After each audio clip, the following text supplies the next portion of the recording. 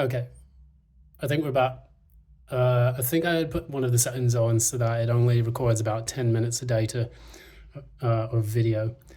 I do apologize for that clip, but we're going to try to sort this out at the end of the video. Hopefully, I can stitch the two together and go from there. That said, let's continue on with the reading. What I was talking about in the in the recent past, I think there was a bit of feelings of desire for vengeance, or maybe some retribution or karmic payback that you wanted to see this person receive. Unfortunately, when we operate in that kind of mentality, that's a very bad thing to cast out, because then it can potentially come to us. What is best to do is to just detach from the situation and let the universe take control of it. Because I actually see you doing that in the near future. So what you have in the near future is you have the Queen of Cups, and then you also have the Eight of Wands. So that's you doing two things. Firstly, it's you speaking your truth in a very cold, rational, detached manner. The Queen of Cups normally is very sensitive and caring in the upright, but I see you in the near future with this Queen of Cups and Eight of Wands. It's kind of coupled with the energy that's known here, which is the Queen of Swords reverse. It's a bit of a bitter communication with someone, almost bitchy communication, but that said, it is what it is. I wholeheartedly love the Queen of Swords. She's one of my favorite cards because she doesn't take mess from anyone, which is a great thing. Sometimes people just need to have, be told it the way it is. I see you stepping into that energy where you're no longer indecisive about it like you were in the past. Now, when you deal with this person, you are basically letting them have it. And that's the expression that's coming to mind. Because at the core of all of this, you're deciding. You're having to plan your life all over again. Maybe this is someone that you invested strongly in, and this person is now kind of upsetting the apple cart when it comes to the way that you live your life. Librans can tend to get wrapped up in their relationships and their emotions to people, with people. And when that is upset, then of course the scales tip, and then you're on the other side where you're feeling bitter, angry, and resentful. And I think one of the lessons that Librans have to deal with in their life is the lesson of codependency. So maybe if you make someone your world, if that world turns upside down, you go with it. And that's not something that you want to do if you want to be in control of your life. Balance is the key. Clarify a little more the future, Queen of Cups. Yeah. I have you saying here, never again, never again. I know my value and my worth, and I'm holding on to that with dear life. That's what I feel like you're going to be saying to this person. I gave you everything. I'm not giving you another pence or another cent. I'm going to be holding on to what I cherish in my life, my hopes, my dreams, my finances, and I'm making off with it because you took one too many times, and I only have so much to give. It's not something that I want to stay in. Otherwise, I'm going to feel extremely drained and very, very, resentful of taking any further actions to feed this monster.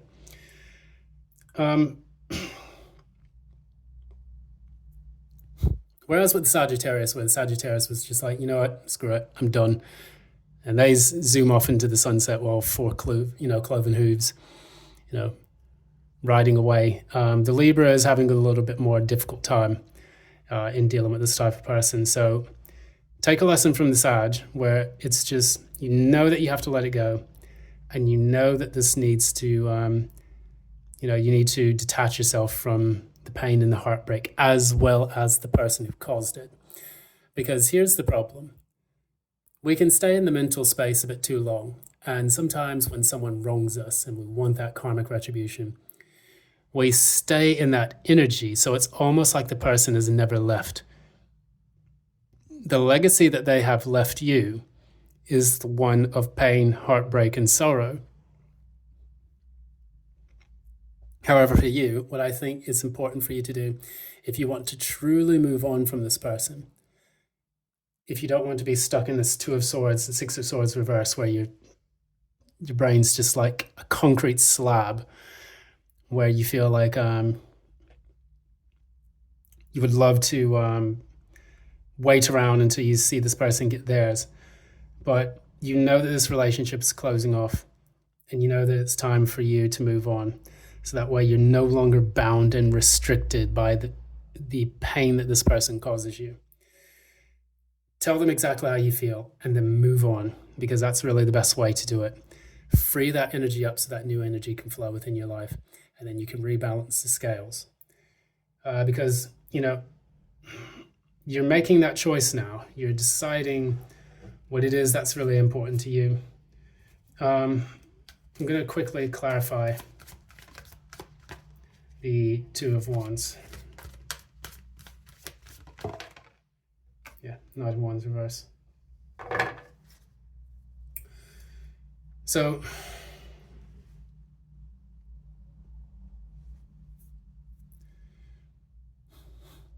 I'm under the impression that you're afraid of making a mistake. You're afraid of taking the wrong action.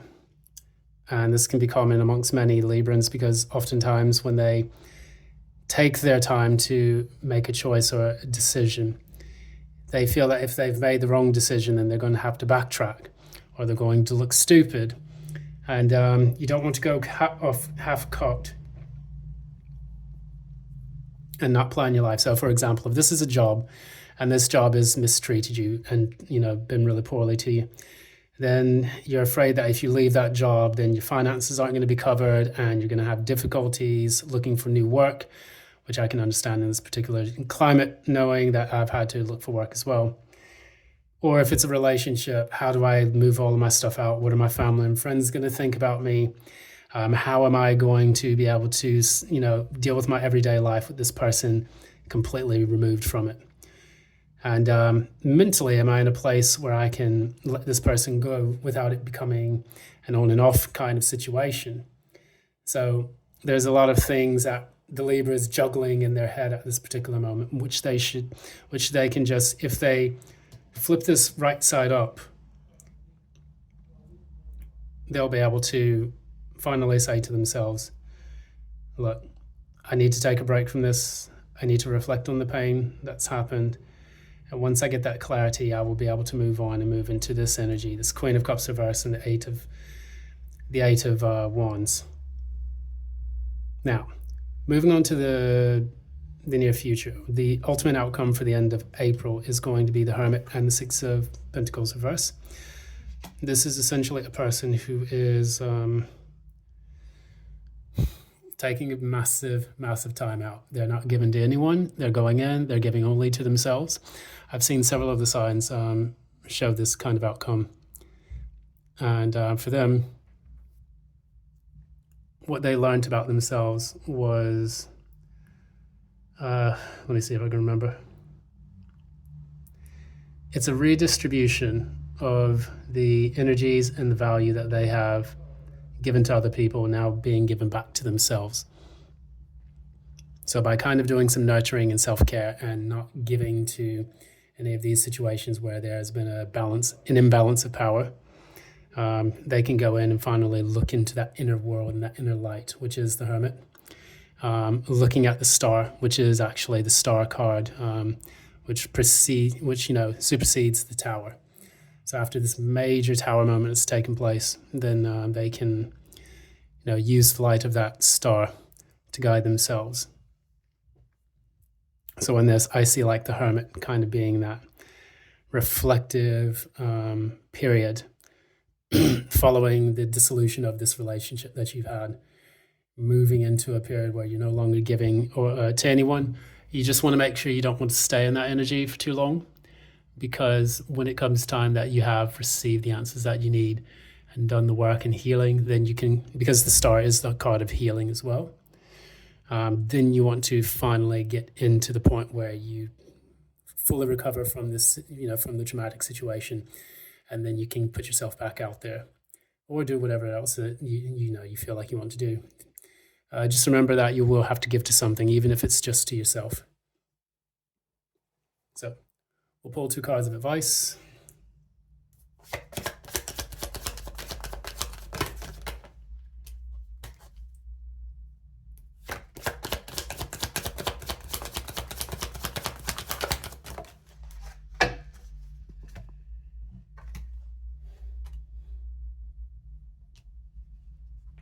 So what I see here,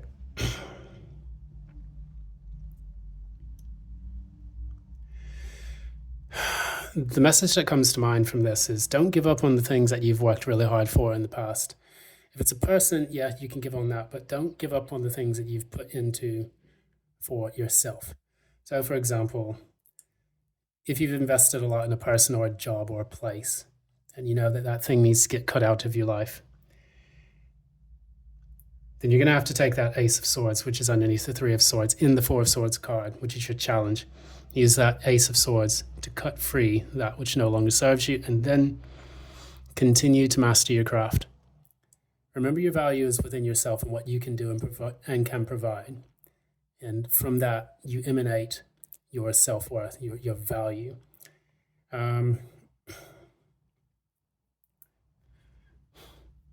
see you, in essence, kind of moving away from an energy where you're constantly feeling like you just want to give up. You just want to give up on everything. You want to give up on love. You want to give up on trusting others, and so on and so on. Remember that in order to build value for yourself, that you do have to continue to hammer out those pentacles and to master your craft. This is going to be something that you'll be working on for the rest of April. What is the likely outcome? Tell me a little bit more about the outcome.